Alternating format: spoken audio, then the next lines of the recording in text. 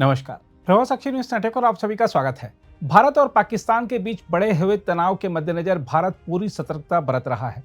भारतीय सीमाओं पर तो अलर्ट है ही, साथ ही पाकिस्तान के दुष्प्रचार की हवा भी निकाली जा रही है। इस बीच देश में हुई सर्वदलीय बैठक में रक्षा मंत्री राजनाथ सिंह ने सबके सामने स्पष्ट कर दिया है कि अगर पाकिस्तान हमला करेगा तो भारत जवाबी हमला करेगा। बताया जा रहा है कि रक्षा मंत्री राजनाथ सिंह ने सर्वदलीय बैठक में बताया है कि ऑपरेशन सिंदूर में 100 से ज्यादा आतंकवादी मारे गए हैं और गिनती अभी भी जारी है। सरकार ने यह भी उल्लेखित किया है कि ऑपरेशन सिंदूर अभी भी जारी है, इसलिए सटीक संख्या बताना मुश्किल है। इसके अलावा सरकार ने कहा है कि भारत तब तक अपनी ओर से कोई कार्रवाई नहीं करेगा जब तक पाकिस्तान कोई उकसावे वाली कार्रवाई नहीं करता। इस बीच लाहौर में आज हुए धमाकों से हर पाकिस्तानी दहशत में आ गया है। पाकिस्तान की मुश्किलें बढ़ाते हुए बलूचिस्तान लिबरेशन आर्मी ने भी पाकिस्तानी सेना पर हमले तेज कर दिए हैं।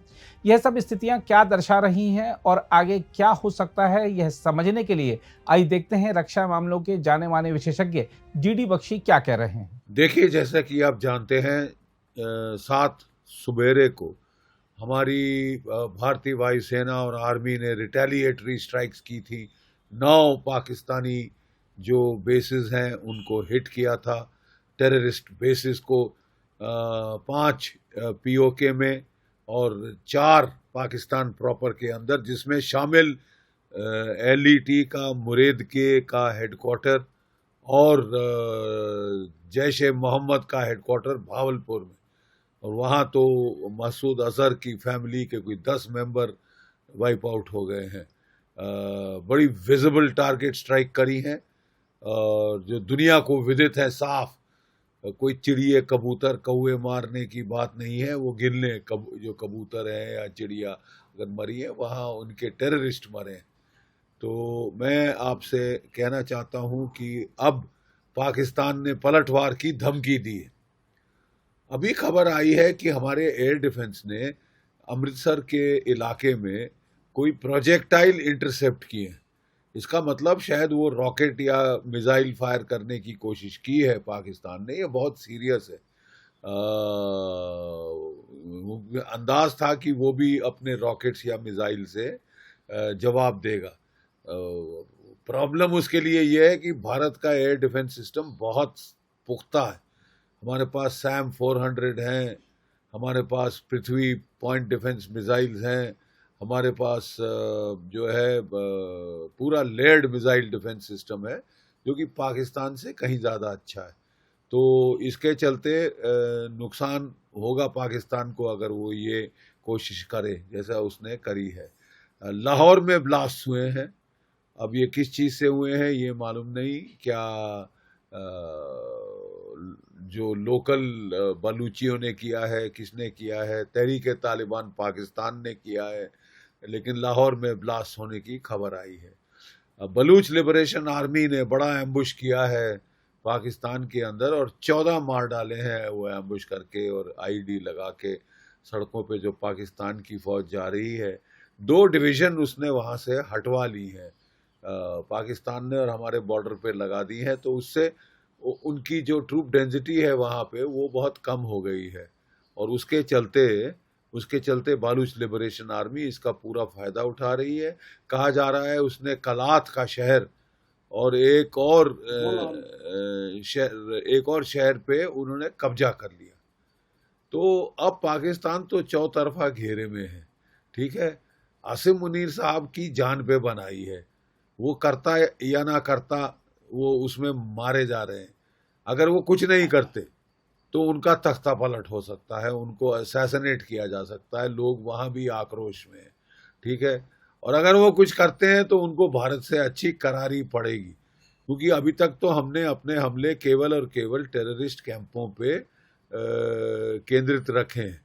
लेकिन अगर पाकिस्तान की फौज भारत की फौज पे, भारत की जनता के ऊपर स्ट्राइक करता है तो फिर भारत को पूरा हक है कि हम जवाबी कार्रवाई में पाकिस्तान की फौज, पाकिस्तान की आईएसआई, पाकिस्तान की मिलिट्री इंस्टॉलेशंस को स्ट्राइक कर सकते हैं। हमारी नेवी भी जंग में उतर सकती है, कराची की पुख्ते के पर खच्चे उड़ा सकती है।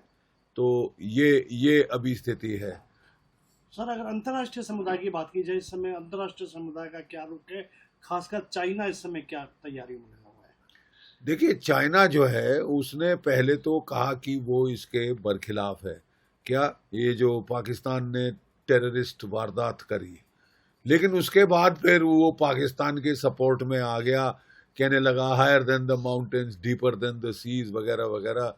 और मेरे हिसाब से जो चीन है इंटेलिजेंस सपोर्ट देगा, इक्विपमेंट भेजेगा, थोड़ा बहुत जो भेज सकता है, एमिनेशन थोड़ा भेजेगा, लेकिन बात यह है कि वो डायरेक्ट इंटरवेंशन नहीं करेगा, लॉजिस्टिक सपोर्ट दे दे, इनडायरेक्ट सपोर्ट दे दे, no boots on the ground, no boots on the ground, क्योंकि वो जानता है कि अगर वो ऐसा करता है तो भारत जो है उसके लिए एक और फ्रंट खोल सकता है, और वो अभी बिजी है, बहुत बिजी है वो चीन, ताइवान को लेकर, साउथ चाइना सी को लेकर, जापान को लेकर, फिलीपींस, वियतनाम को लेकर, और अमेरिका तो उसके साथ ट्रेड वॉर कर रहा है, कहीं असली वॉर ना शुरू हो जाए उनकी, तो इसके लिए चीन एक और फ्रंट नहीं खोलना चाहता। पाकिस्तान ने फंसा दिया है उसको ये चैं चैं करके, अब वो भी करता क्या न मरता की हालात में आ गया है।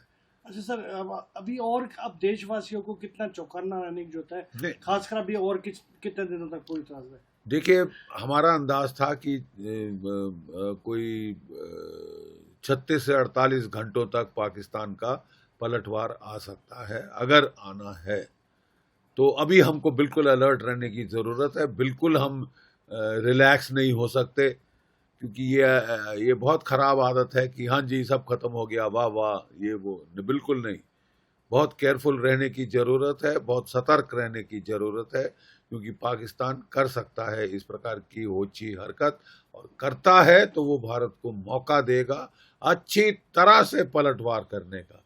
देखिए, जो टेररिस्ट मर जाता है उसकी कोई कीमत नहीं, उसकी जान की पाकिस्तान में कोई कीमत नहीं, एक्सपेंडेबल है बिल्कुल, तभी वो low cost no cost proxy war पिछले 30-40 साल से लगातार करे जा रहा है। ठीक है, तो इसका तोड़ यही है कि हम पाकिस्तान की फौज को चोट पहुंचाएं, हम पाकिस्तान की आर्मी को चोट पहुंचाएं, जो कि असली टेररिस्ट है, टेररिस्टों के मास्टरमाइंड वही है ISI में, और उसका मौका हमको मिलेगा अगर पाकिस्तान बड़ी स्ट्राइक करता है। और कुछ ये भी आवाज़ें आ रही हैं पाकिस्तान से कि जी बस हो गया, वो झूठ झाट बोल रहे हैं, मनगढ़ंत कहानियां बना रहे हैं कि हमने 5 रफाल मार दिए, सो एक नहीं मारा है, खरोच नहीं आई है, और लेकिन कुछ अफवाहें वो फैला रहे हैं, मीडिया वॉरफेयर कर रहे हैं, वो नेट पे कुछ तस्वीरें भी दिखा रहे हैं, कुछ तस्वीरें भी दिखा रहे हैं, तो ये फेक न्यूज़ है ये सारी की सारी, हमको इसकी तरफ बिल्कुल चिंतित नहीं होना चाहिए। बहुत ज़बरदस्त स्ट्राइक करी है हमारी एयरफोर्स ने और आर्मी ने मिलकर, जिससे कि 9 कैंपों के तो परखच्चे उड़ गए, और बड़े विजिबल तरीके से परखच्चे उड़े। पिछली बार क्या हुआ था कि हमने अच्छी टारगेट चुनी थी, लेकिन वो बड़े जंगलों में थी, बियाबान सुनसान इलाकों में थी, जहाँ कोई पॉपुलेशन नहीं थी, कोई टीवी कैमरा नहीं पहुंचा, तो उससे जो है क्या हुआ कि मारे तो हमने 200 बालाकोट में, और उड़ी स्ट्राइक में मारे थे 40, ठीक है, लेकिन वो बात हो गई कि जंगल में मोर नाचा, किसी ने ना देखा कि प्रॉब्लम आ गई थी, और उसका पाकिस्तान ने पूरा फायदा उठाया, कहानियां बना के कि कख नहीं हुआ, कौए मरे, चिड़ियाँ मरी, कबूतर मरे वगैरह वगैरह। तो अब की बार साहब शौक पूरा कर लें, गिन लें कबूतर कौए जो आपके मुरीदके में मारे हैं, जो आपके भावलपुर में 110 किलोमीटर अंदर जाके ठोके हैं, तो बड़ा अच्छा करारा जवाब मिला है।